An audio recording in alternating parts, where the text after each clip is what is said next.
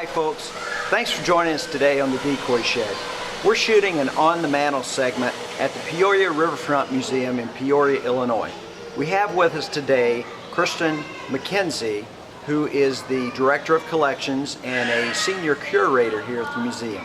Kristen, thank you so much for having us today. Thank you. Could you tell us just a little bit about the museum overall? Sure. We are a brand new museum. We opened in October of 2012, and we have 4 disciplines: art, science, history, and achievement. So we have contemplative galleries dedicated to art, our permanent collection and folk art, of course, where the decoys come in, history, and then we also have the more exciting and dynamic exhibits that we're in right now: the Illinois River Encounter, the history of the river, and then the Illinois High School Association Peak Performance Center. Terrific. Approximately how many visitors a year are you guys receiving? Well, of course, we haven't been open a full year, but we're hoping for about 200,000 visitors a year. Terrific. That's wonderful. You mentioned the Illinois River Encounter exhibit. Yes. Can we go in and take a look at that? Please. I've got lots of decoys to show you. Super. So, Kristen, we're now in the Illinois River Experience exhibit. Can you tell us a little bit about this? Well, there are 2 parts to this gallery. One is the living river, and the other is the working river. The living river side starts with the formation of the Illinois River Valley with the Kankakee Torrent. Then we come to the various types of habitats along the river, the hunting tradition, fishing tradition, and then we end with preservation, sedimentation, the care of the river. The working side, of course, has to do with locks and dams, travel along the river by barges, flooding, and all that kind of thing. We're in the hunting part right now, of course, and we can see this wonderful large display of decoys, working decoys for the most part, with a wonderful interactive for our visitors to test their knowledge. Can they identify the different species of decoys? So, Kristen, this is the interactive portion of this display. Can you tell us a little bit about how this works? Right. Well, it has to do with the center portion of the display, and as you see there, you can touch the screen to begin anywhere, it doesn't matter, and then it brings up an image that matches the central display here. The idea here is to select a decoy, any one you want, and then you can identify the species. You have 3 choices, and if you pick the incorrect choice. Now, I'm going to be embarrassed if I don't pick the right one. There you go. Sorry, try again. And once you hit the right one, then you get an image and the sound call. effects. Yes. Terrific. And a little bit of information too. We try to have some interactive materials throughout the galleries. We've now moved from the Illinois River Experience to the Folk Art Gallery. So can you tell us a little bit about this display? Well, I want to say too that decoys are one reason that we collect folk art. And we started collecting decoys in about 1986 after our first exhibit in 1981. And we have, I believe, the finest collection of Illinois River decoys that anyone can see in a museum. That's terrific. Can you tell us approximately the number of decoys that you have in your collection? About 168. Wow.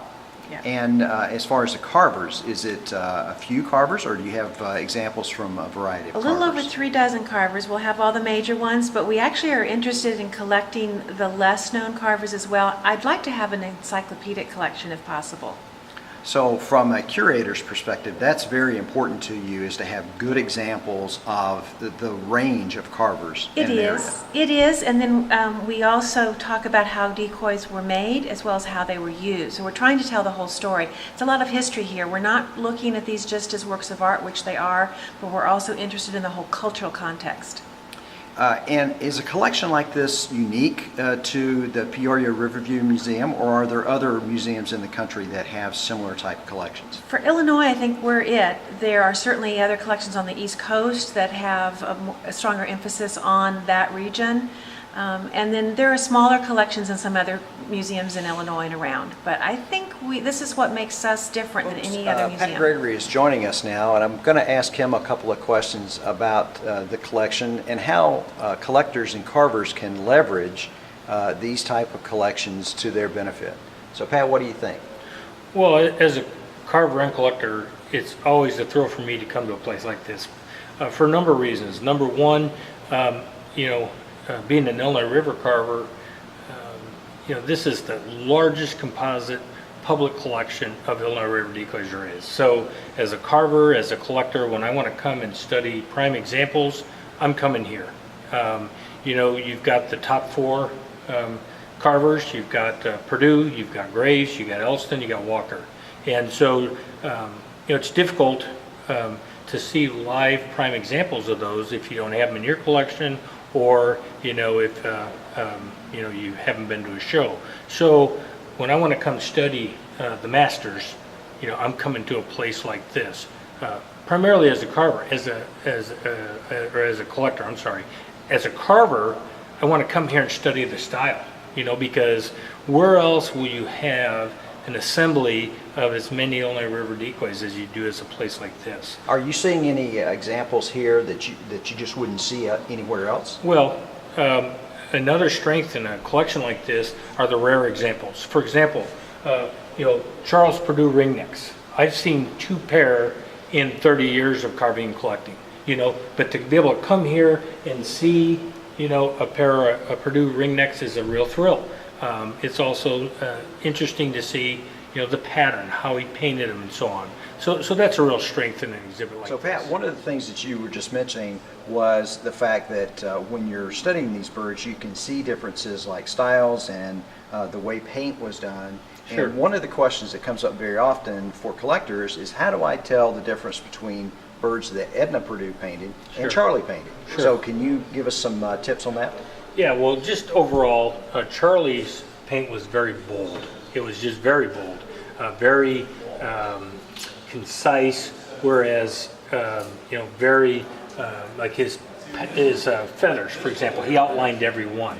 Edna's paint, on the other hand, was very soft. So take these 2 bluebills. On the left is Charlie's paint, on the right is Edna's paint. Very soft, very subtle, more of what you'd think a feminine brushstroke would be, very blended. Charlie's, on the other hand, very bold, very distinct, very definitive. From a collectability standpoint, of course, everybody likes Edna's paint because it's softer, it's more muted, it's more natural. But basically, the difference between the two is soft and subtle, blended, bold, distinct, and just more forthright in terms of painting, and you see that in the brush strokes. Okay, let's step over to the case and take a look at a pair of mallards that Charlie painted to highlight that Sure. example of a pair of mallards that Charlie carved and painted. Sure. So can you point out just a few of those things that you were mentioning, the bold strokes, that type of thing? Absolutely. If you look at the back and even the side feathers on this bird, they're very bold, they're outlined, just a very distinct brush stroke. If this were Edna's paint, it would be a lot more subtle, a lot more blended, a lot softer, just a lot more appealing, really, a more appealing paint job.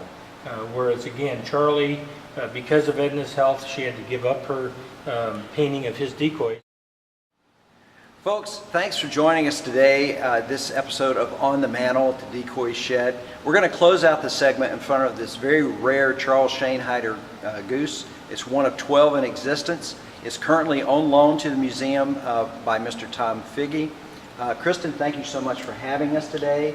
We've had a great time. If you're ever in this area, stop by the Peoria Riverfront Museum and take in what they have to offer. I want to take this time to thank our sponsors, Hook and Hunt TV and Select Screen Printing. They keep us looking good and keep us on the road. So join us next time in the Decoy Shed.